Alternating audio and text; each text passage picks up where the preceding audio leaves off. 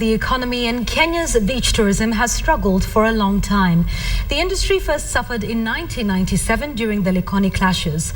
The 1998 bomb blast did not help matters, and the 2007 post-election violence dealt the industry yet another blow.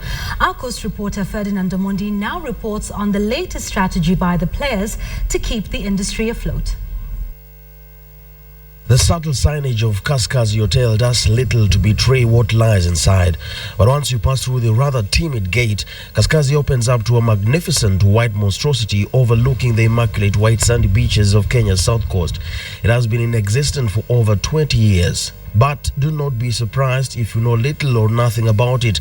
Until 2 years ago, Kaskazi's doors were open to only one foreign country. The history of the hotel, it was only run by the chairman management, and it was purely only chairmen who were residing here.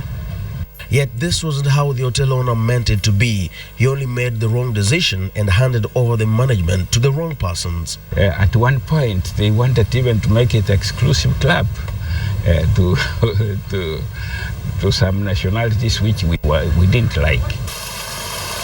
The difference in ideas led to a protracted court battle which eventually ended in favor of the owner in 2011.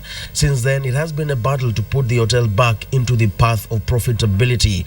However, this comes at a time when the European market is shrinking, and expanding that market alone would not have brought the expected dollars.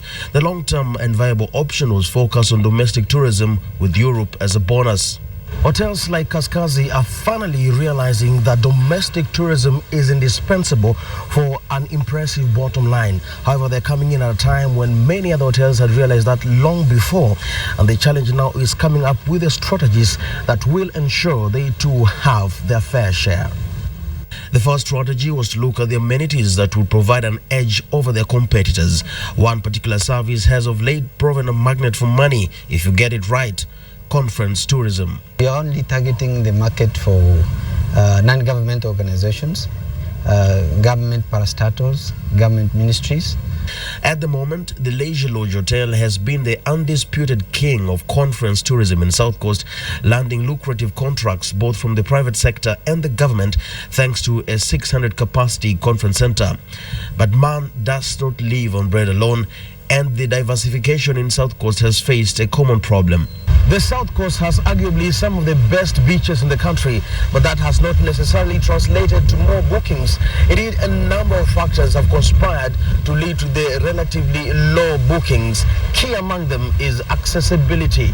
Many tourists will attest to the fact that the biggest mental hurdle to booking a hotel in the South Coast is the ferry. Years of poor service and long queuing hours have conspired to drive people north. Perhaps the biggest challenge for the Kwale County government would be to market the South Coast as a brand. It is not uncommon for many guests who stay in Kwale hotels to think they are still in Mombasa. You know, every time people go to Leisure Lodge, they think they are in Mombasa County. One thing that is very critical is marketing, is to first of all look at our uniqueness and be able now to profile our potential in tourism uniquely. Ukunda and Diani in South Coast has all social amenities a guest would want, from supermarkets to bank and even an airstrip. Couple that with a game reserve, which is a modest distance from the white sandy beaches, and plenty of rooms in the long winding chain of beach hotels. South Coast has all the ingredients to package itself as an ideal destination for tourists all year round. The challenge now is for the stakeholders to get their act together. Ferdinand Omondi, KTN, South Coast.